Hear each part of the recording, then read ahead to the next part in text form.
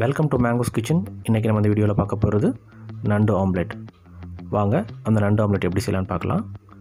நான் இன்றைக்கி 2 முட்டை எடுத்திருக்கேன். இந்த 2 முட்டையவும் நல்லா பீட் பண்ணிக்கிடுவோம். நல்லா பீட் பண்ணதுக்கப்புறம் இதில் தேவையான அளவு உப்பு, 1/2 டீஸ்பூன் மிளகுத்தூள்,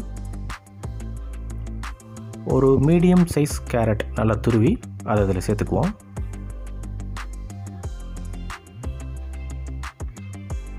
இது கூட கொஞ்சம் கொத்தமல்லி, 1 இன்ச் அளவுள்ள இஞ்சியை சின்ன சின்னதாக வெட்டியிருக்கேன், ஒரு பச்சை மிளகா அதையும் சேர்த்துருவோம்.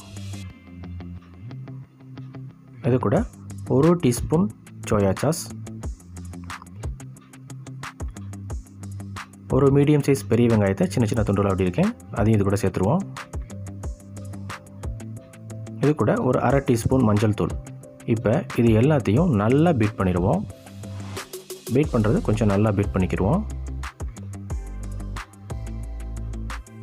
இப்போ கடாயில் எண்ணெய் விட்டு எண்ணெய் காய்ஞ்சோன்னே நம்ம அடித்து வச்சுருக்க இந்த ஆம்லேட்டை அதில் ஊற்றிடலாம்.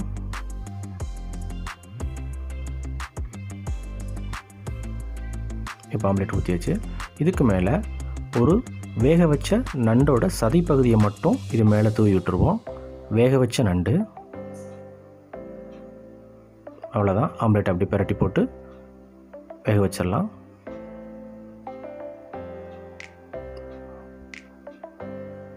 டேஸ்டியான நண்டு ஆம்லேட் தயாராக இருக்குது.